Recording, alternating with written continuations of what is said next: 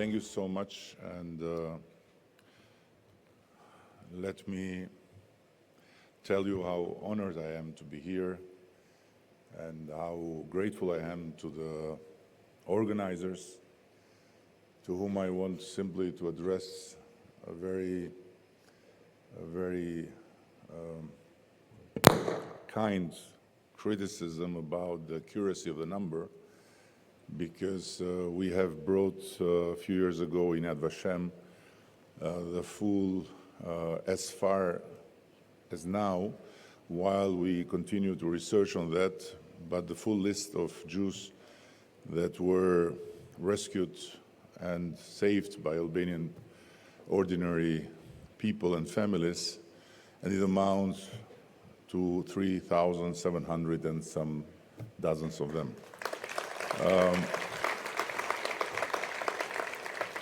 It is a great honor to stand before you, leaders and representatives of the international Jewish community, many of whom are long-standing friends of my country too.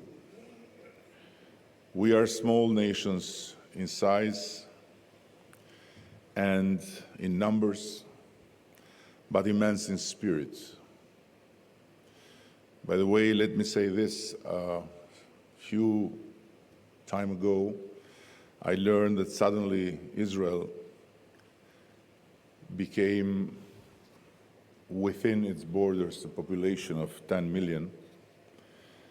And I want to begin by saying that I simply and deeply felt joyful, because I believe that every new Jewish life, every newborn Jew is a blessing, not only for Israel, but for the world.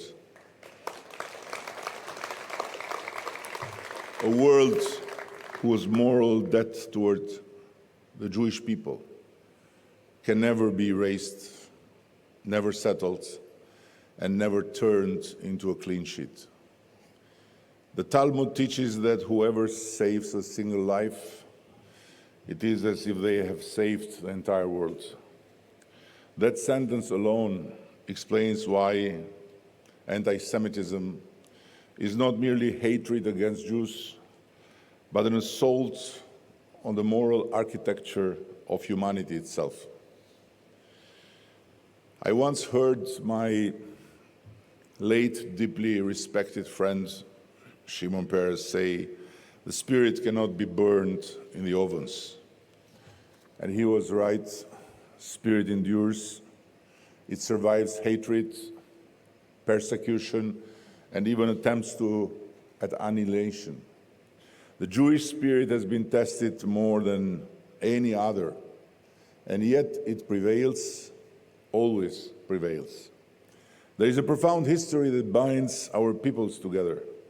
The most widely known chapter is, of course, the Holocaust, when Albania became the only country in Europe not to hand over a single Jew, and the only one where, as it was said, Jewish population grew during the war.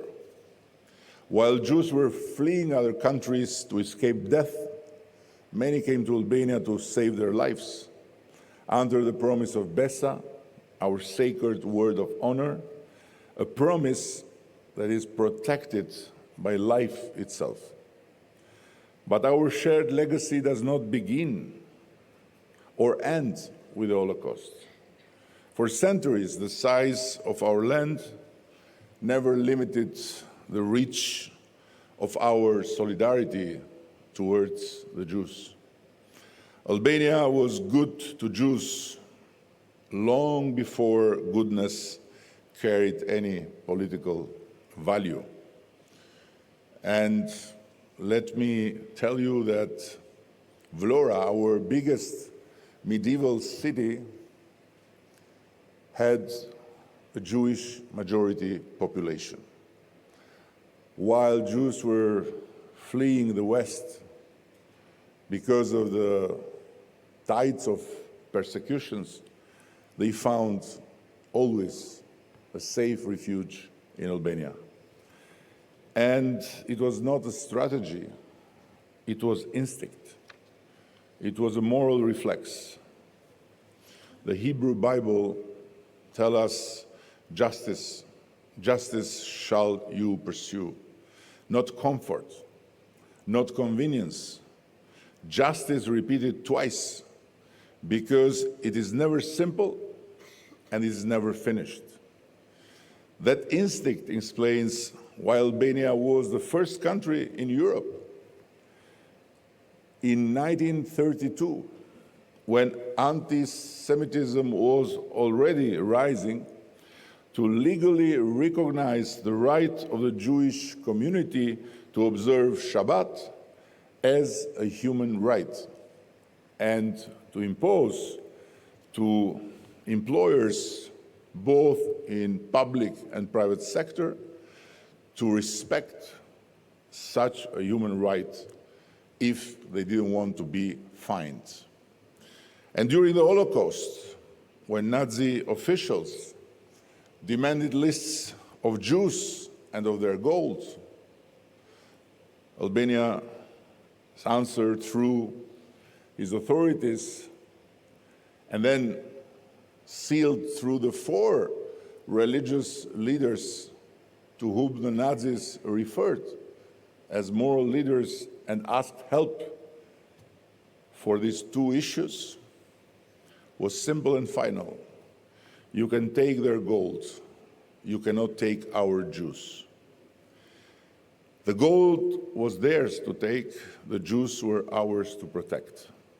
And this is not a legend, this is record. It is a compass. Today, anti-Semitism is once again resurfacing, openly and shamelessly, often disguised as political critique, cultural anxiety, or even worse, moral superiority. History taught us one thing, that unfortunately, even in the spaces of high thinking in Europe, is often forgotten. The hate that begins with Jews never ends with Jews. Albania stands firmly against anti-Semitism without ambiguity and without exception, just as we stand against Islamophobia, racism, and every ideology that reduces human beings to targets.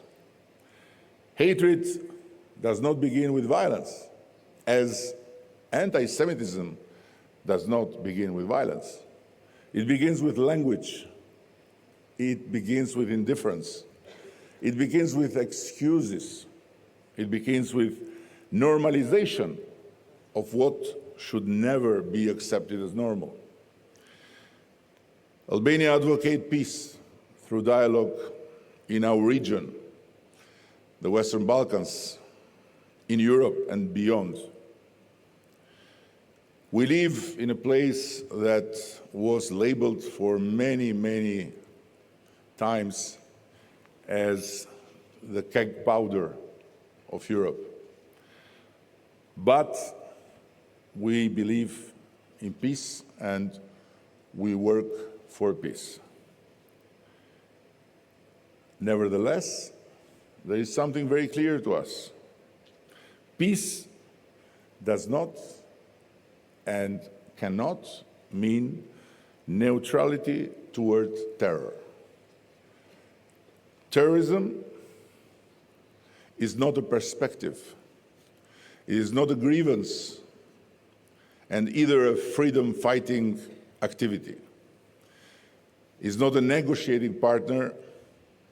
It is just a crime against humanity.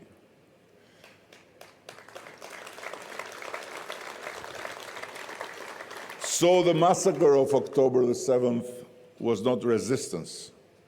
It was mass murder. And while the suffering of innocent Palestinians in Gaza is real, is truly heartbreaking, it is a madness to blur moral lines or to legitimize terror in the name of proportionality. The book of Psalms reminds us, seek peace and pursue it. Yes, we should seek peace and pursue it. But in the meantime, we should not lose sight on the very obvious fact that terror in Gaza works as a knife with a double edge. One edge is on the throat of the Jewish people. The other edge is on the throat of the Palestinian people. And that's why it cannot be peace without a Palestinian leadership committed to the life of the Palestinians, not to the death of the Israelis.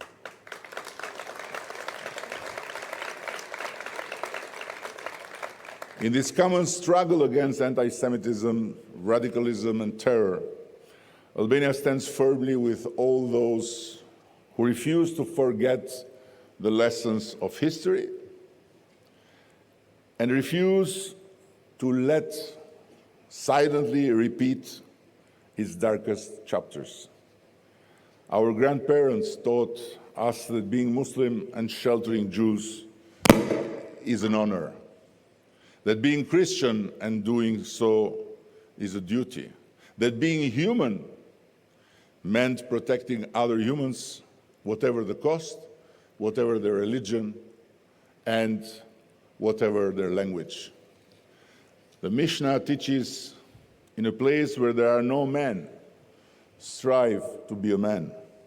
That same spirit guided Albania when we offered refuge to Iranian dissidents targeted by Tehran assassins. It guided us again when we welcomed Afghan families abandoned by the coalition after the fall of Kabul. And it guides us today. Albania has emerged from dictatorship and isolation to find its voice on the international stage. But our ambition is not power. It is permanence. We seek peace through dialogue, security through cooperation, and dignity through example.